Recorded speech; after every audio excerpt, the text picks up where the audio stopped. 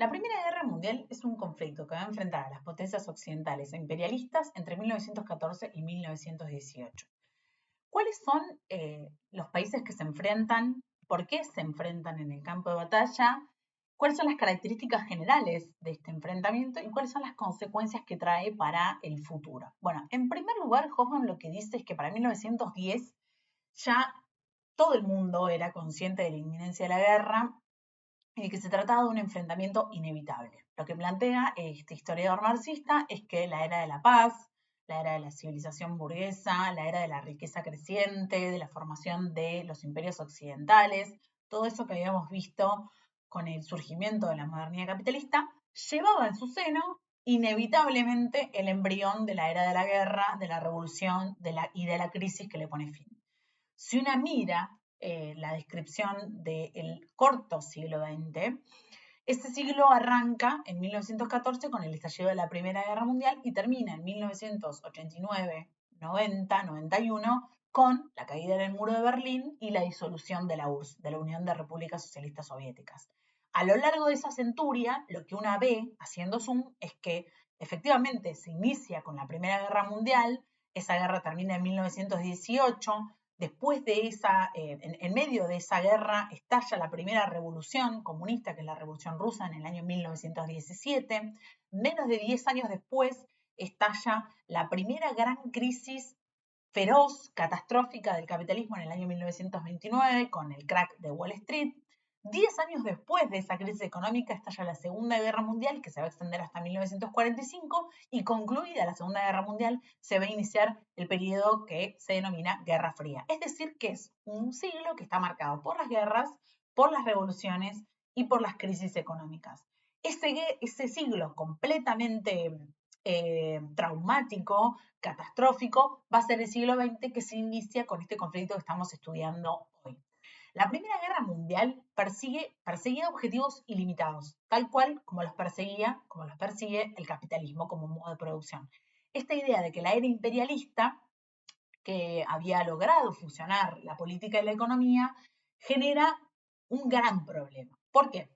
Los países que en 1873 sufren la crisis de 1873 deciden ponerle fin a esa crisis a través del imperialismo, es decir, salir a buscar colonias y semicolonias donde depositar los bienes que sobran, la mano de obra que sobra, el capital que sobra y hacerse además de un mercado donde extraer materias primas y ubicar bienes industriales, ¿no? Esa es la idea, sintéticamente, la pretensión del imperialismo, repartirse el mundo en colonias y semicolonias para ubicar los excedentes en Occidente y hacerse de las materias primas y de los mercados que Occidente necesita para seguir generando la producción capitalista industrial. Bárbaro. Ahora, esa división entre colonias y semicolonias va a dejar disconformes a un montón de países, entre ellos Alemania. Inglaterra se va a hacer de un montón de colonias, de un montón de semicolonias, lo mismo Francia, lo mismo Holanda. Sin embargo, cuando una mira el mapa de las colonias repartidas durante el imperialismo, lo que ve es que Alemania queda muy rezagada. De modo tal que esa rivalidad, esa competencia industrial que tenían los países que van a intentar resolverla conquistando el mundo, va a transformarse en una rivalidad geopolítica para conquistar colonias y semicolonias, y esa rivalidad geopolítica va a terminar transformándose en una rivalidad en el campo de batalla para reorganizar ese mapa y ver cómo se vuelven a repartir esas colonias y esas semicolonias. Es el trasfondo de este primer conflicto. Por eso Lenin dice que es un conflicto, una guerra interimperialista, porque lo que se está discutiendo en el fondo, en la Primera Guerra Mundial, es cómo se va a repartir las posesiones coloniales y semicoloniales que se habían repartido desde 1873 en adelante y que había algunos países que habían quedado muy demorados en ese reparto y que tenían muy pocas posesiones en comparación con otros. Además, esta guerra es una guerra de masas. Ustedes piensen que a partir de mediados del siglo XIX, las sociedades cobran una dimensión masiva, es decir, que son sociedades muy, muy, muy voluminosas que empiezan a ser cada vez más grandes, precisamente por el avance de la medicina que permite extender la expectativa de vida. Entonces, esta guerra es una guerra de masas, primero porque va a enfrentar a ejércitos muy masivos. Muchos soldados van a ir al campo de batalla a enfrentarse con otros ejércitos de las mismas dimensiones. Esos ejércitos masivos van a requerir en proporciones iguales alimentos en cantidades masivas, uniformes en cantidades masivas, armamentos en cantidades masivas, municiones y una logística capaz de movilizar a estos ejércitos con estas características que acabamos de referir.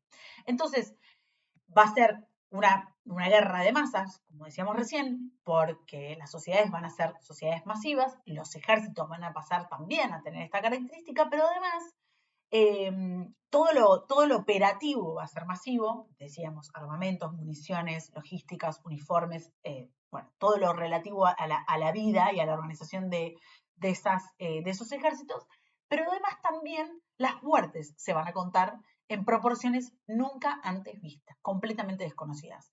Las experiencias anteriores de guerra, por ejemplo, la guerra que había enfrentado a Prusia con Francia en 1871, había tenido un saldo, si no me equivoco, de 150.000 muertos en total. Bueno, eso era más o menos la cantidad de personas que fallecían en apenas días de la Primera Guerra Mundial. Entonces, si una compara el saldo de un enfrentamiento, el último enfrentamiento del que se tenía recuerdo, el conflicto entre Prusia y Francia en 1871, con el saldo de víctimas en un día, 2 días, 3 días, una semana de la Primera Guerra Mundial, no existe comparación. Eso también es parte como de los rasgos distintivos de esta guerra, que va a dejar a las sociedades completamente atónitas, sobre todo porque eran sociedades que habían querido ir a la guerra. ¿Por qué habían querido ir a la guerra? Bueno, porque eran sociedades que habían visto muy exaltado su patriotismo, muy exaltado su nacionalismo y se habían vuelto, se habían visto interpeladas por un conflicto y querían defender sus colores, su bandera, su historia, sus mitos de origen de otros países. Entonces, en esa exaltación nacionalista hubo mayor aceptación a la guerra que por ahí en otros contextos. Bien, otra de las características de esta Primera Guerra Mundial tiene que ver con el vínculo cada vez más fortalecido entre los estados y las industrias armamentísticas. Esto es un rasgo característico de la época, tiene que ver justamente con que los estados pasan a depender de la industria armamentística para poder abastecerse a su ejército, a sus policías, para establecer el orden interno y en este caso para abastecer a sus soldados que están en el frente de batalla. Esa simbiosis entre guerra y producción va a transformar para siempre las relaciones entre los gobiernos y la industria armamentística porque debía asegurarse del material militar. De hecho, hay mucha evidencia, muchos relatos que dan cuenta de que los mismos industriales que se dedicaban a la producción de armas sabían alentar a que los gobiernos compraran más y mejores maquinarias. Por ejemplo, creo que es Hogan el que dice que los alemanes publicaban, los industriales armamentísticos de Alemania publicaban en el diario una noticia falsa diciendo que la industria armamentística francesa había elaborado una munición muy poderosa y un armamento muy poderoso, entonces de esa manera los industriales alemanes lograban que el Estado alemán se pusiera en alerta y buscara financiar a la industria armamentística alemana para que mejorara su capacidad productiva y para que desarrollara un armamento mejor que aquel que supuestamente tenían los franceses, ¿no? Esta exaltación de la competencia armamentística, esta exaltación en función de una competencia patriótica, va a ser otro de los rasgos característicos de la época. Bueno, ¿por qué es inevitable este conflicto? ¿Por qué es inevitable el estallido de esta guerra? Lo primero que dice Hoffman es que la situación internacional, desestabilizada por problemas y por ambiciones de algunas potencias como Alemania, va a ser uno de los motores para resolver los conflictos a través del estallido. Dos cosas acá. Los países empiezan a tener problemas internos. Piensen en que en 1905, por ejemplo, estalla una revolución en Rusia después de la guerra con Japón que crea el Congreso, la Duma, en Rusia. Bueno, está el Imperio Otomano en conflicto con los países balcánicos en la guerra de los Balcanes. En Alemania hay agitaciones obreras que ponen en vilo a la burguesía que siente que se viene una nueva revolución social, ¿no? Diferentes conflictos al interior de los países sumado a que Alemania va a estar justamente tratando de motorizar sus ambiciones de conquista de colonias y semicolonias. En segundo lugar, la proliferación de armas va a ser inevitable el estallido de la crisis, ¿no? Están todos los países armados hasta los dientes, esperando que pase cualquier cosa para volcarse al campo de batalla para resolver sus conflictos. En tercer lugar, esta idea de creación de sistemas de alianzas, que justamente lo que genera es que ante la posibilidad de que cualquier país que formara parte de esos sistemas de alianza fuera atacado, el resto tenía que salir en su defensa. Pongo el siguiente ejemplo. En 1882 se forma la Triple Alianza. Imperio Austrohúngaro, Alemania e Italia. Italia va a estar en la Triple Alianza hasta 1915, que se pasa de bando. Después la vamos a ver. La otra, el otro sistema de alianza es la Triple Entente, que se crea en 1907 y reúne a Rusia, Francia e Inglaterra. Si Rusia entraba en conflicto contra el Imperio Austrohúngaro, Francia e Inglaterra se veían obligadas a intervenir porque tenían una alianza militar con Rusia. Lo mismo Alemania e Italia. Si el Imperio Austrohúngaro tenía un conflicto con Francia, con Gran Bretaña o con cualquier otro país, iban a verse obligados a activarse ese sistema de alianza. Entonces, tanto la proliferación de armas como los sistemas de alianza generan que el conflicto internacional se vuelva inevitable, porque genera esta cadena de responsabilidades de participar dentro de la guerra. Finalmente, el cuarto elemento para pensar que esta guerra es inevitable es que Gran Bretaña decide formar parte del bando antialemán. ¿Por qué Gran Bretaña decide formar parte del bando antialemán?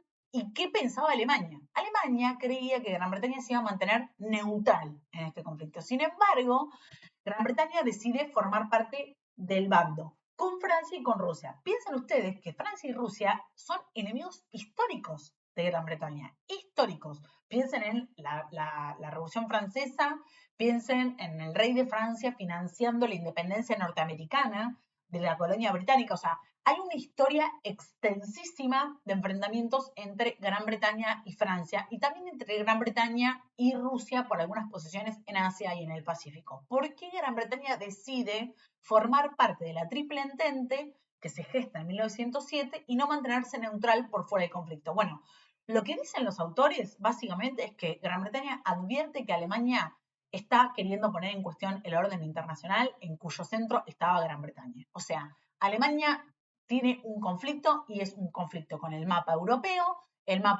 trazado después del reparto del mundo en la época del imperialismo, y lo que quiere discutir es el lugar de Gran Bretaña. Lo que quiere es quedarse con las centralidades del sistema mundo. Entonces, la participación de Gran Bretaña en el bando anti-alemán tiene que ver con defender todavía ese lugar. Hay muchísimas cuestiones acá que se suman a esto. La rivalidad de los países dejó de centrarse en Europa, pasó a ser global, aparecen jugadores como Estados Unidos y Japón, la globalización genera que Gran Bretaña ya no sea la única potencia internacional a escala global, aparece esta economía capitalista a escala mundial, como decíamos recién, el mundo no gira más en torno a Gran Bretaña y además el proteccionismo obliga a esta competencia entre los países y a que el poder económico y el poder político y el poder militar se unifiquen. Todas estas razones llevan a Gran Bretaña a entender que el mundo cambió muchísimo y que tiene que tratar de formar parte de la discusión de ese nuevo mundo, ¿no? Si Alemania está poniendo en discusión ese nuevo mundo, Gran Bretaña, advirtiendo que van por su lugar y que el mundo cambió, tiene que ser parte de esa discusión. Hogan también agrega que en algún momento existió una división como en áreas de disputa, como repartirse zonas de influencia para que no haya conflictos entre los países, como un intento pacífico de resolver esta pretensión de dividirse el mundo. Bueno, esta zona de influencia de Alemania, esta es una zona de influencia de Gran Bretaña, entonces acá los demás países no se pueden meter. Lo que plantea Hogan es que el rasgo característico de la acumulación capitalista es la ausencia de todo límite. Entonces, no existe la división pacífica en áreas de influencia. ¿Por qué? Porque la voracidad de la acumulación capitalista es justamente romper con esos límites, con esas divisiones pacíficas en zonas de influencias e ir por más, ¿no? Todos los países mostraban una actitud expansiva, conquistadora, imperialista, que fundada en estas rivalidades. Entonces, En definitiva, lo que vemos es que Gran Bretaña quiere mantener el status quo, mientras que Alemania quiere romperlo, quiere cambiarlo. Entonces, quiere romperlo porque la verdad es que Alemania en muy poco tiempo había logrado desarrollar una potencia industrial eh, muy poderosa, no sé cómo decirlo, en muy pocos años había logrado desarrollar su industria y su mejorar militarmente y navalmente, entonces estaba en condiciones de disputarle a Gran Bretaña ese lugar. Eso son, de alguna manera, algunas de las razones para entender por qué este conflicto fue inevitable, por qué este conflicto se termina desatando.